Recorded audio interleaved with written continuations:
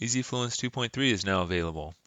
It has a lot of great new features. It can convert IMRT or VMAT plans to 3D conformal plans in minutes.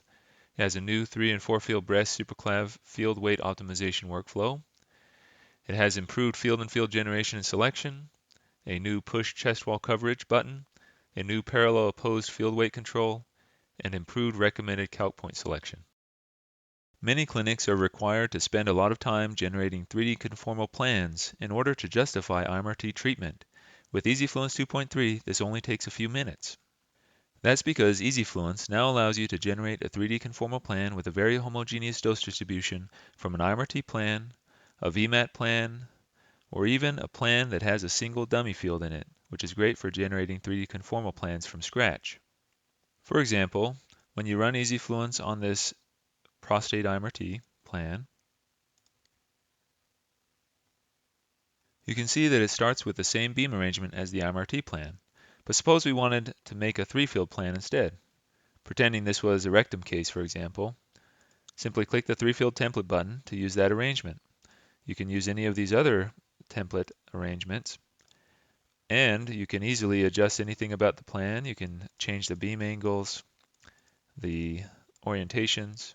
We're only going to change the beam energy for each field. We're going to set them all to 18x. I'm going to change the margin, 7 millimeters instead of 5, and press OK. EZFluence will generate an open field plan that fits the MLCs to the target, and then will automatically calculate dose and then run EZFluence, just as if you had created the plan manually. Here we select the beams that we want to modulate. It is recommended that you start by modulating just the fields that you would have normally used wedges or field and field for in order to keep the plan complexity down while still achieving great results. In this case, let's just modulate the lateral beams. If you leave this unchecked, then EZFluence will automatically select the field weights. Press apply, and in a moment we'll have a plan.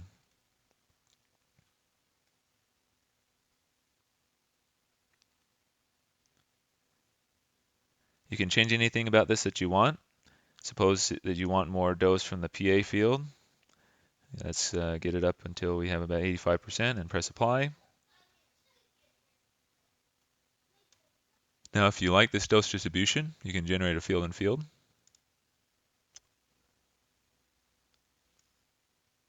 We can look at our beam's eye view and see what the plan looks like.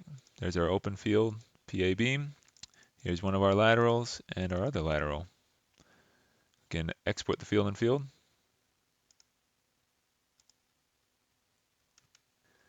Once the dose is calculated in Eclipse, which takes the same time as if it had manually calculated the dose after creating a new plan, then you'll have a new 3D conformal plan. The difference from the normal workflow is that you'll need to drag it in because it was created from scratch. And here it is. And just like that, in just a couple of minutes, we now have a very homogeneous 3-field plan. Next, we have EZFluence's new 3 or 4-field all-in-one optimization window. If we have a plan with our tangents and a field with SCLAV in its ID, with or without a PAB field, then we can now use EZFluence to automatically weight our superclav fields for us to achieve certain goals. And in EZFluence 2.3, we can even use structures. For example, suppose we want to make sure that EZFluence covers this superclav node structure with at least 90% of the prescription dose. When we run EZFluence, this window will appear. This window will help automatically optimize the field weights of your superclav and PAB beams to achieve the goals you specify. First, you can specify the maximum allowed dose from the superclav and PAB fields combined. Note that this does not include scatter from tangents, so you can expect that the hotspot will be 2 to 3% hotter after the tangent dose is accounted for. If you have a structure that you want to cover, simply add a structure. We're going to add the superclav node structure. And suppose we want to cover it with 95% dose. I would actually put in maybe a couple percent lower, because it's likely that the scatter dose from the tangents will increase it by 2 to 3%, as I mentioned. And now press OK. As soon as it's done, we now have our plan options that you can select. And if we come up to the superclav field region, we can turn on the superclav structure, superclav node structure, and you can see that it is getting almost exactly 95% coverage. Of course, we accounted for that scatter, about 2% difference, so it might be a little bit off. If it is off in any way, of course, you can come in and adjust your monitor units directly and get exactly what you want. Note that this is only doing open field weights, so if you want to do anything to modulate the dose further, you will have to do some manual adjustment, which EZFluence has great tools for. Now coming back to this window, we can also use point coverage. So you can either have EZFluence automatically select the points given a particular depth. It will use the centroid of the field to try to find a good point to pick at a certain depth. And in Eclipse 15 and above, you can actually export these points back to Eclipse if you want. Also, suppose that you ask it to do something that is not possible. If you type in, for example, a maximum dose of 100, EZFluence will indicate to you exactly what consequences this will have, what the trade-off is, that if you want to keep the dose under 100% from the superclav and PAB fields, that you had to accept a trade-off with your superclav point dose and your PAB point dose, and you can accept it or not. So this allows you to quickly explore what are the trade-offs between your coverage and your hotspot limit. One other thing to know is that you can actually create your own superclav points. If you have sclav in the name or scv in the name, then you can put it where you want, and that point, of course, when you run EZFluence, will show up in the list. So you can use your own points if you don't want EZFluence to select them automatically. Here you can see it automatically saw sclav point. Same goes for the PAB. If you had put PAB in the ID of the reference point, then it would show up in this list. The next new feature is that the field-in-field optimizer has been improved, especially if you're using 3 or 4 segments. Furthermore, now the DVH selection slider bar above the DVH is updated with several options, so you can explore the trade-offs between the hotspot and V105 that's allowed. If you allow it to go to the right, you'll allow more V105 and hotspot. Dragging it to the left tries to keep those cooler, but of course with the trade-off of less coverage. Next is the new Push Chest Wall Coverage button for breast plans, which gives you better control of the coverage EZFluence achieves near the chest wall.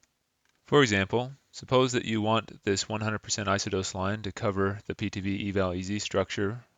Clicking the button once will try to push 100% dose all the way up to the edge of the PTV eval EZ structure. Note how it did not achieve it in this case. That's because this Push Chest Wall Coverage button also won't change your global hotspot. So in case you wanted to achieve coverage, the only way to do that is to allow that hotspot to go up higher before you boost using the Push Chest Wall Coverage button. I'm going to go back to the original snapshot. I'm going to normalize to 106.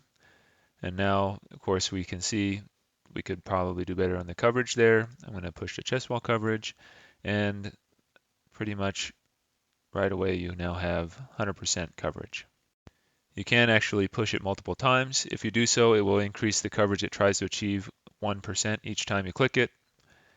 In this case, of course, we're limited by about 106%, and that's how the new Push Chest Wall Coverage button works. The other feature to demonstrate that's new here, next to the Push Chest Wall Coverage button, is the Opposed Field Weight Adjustment slider bar.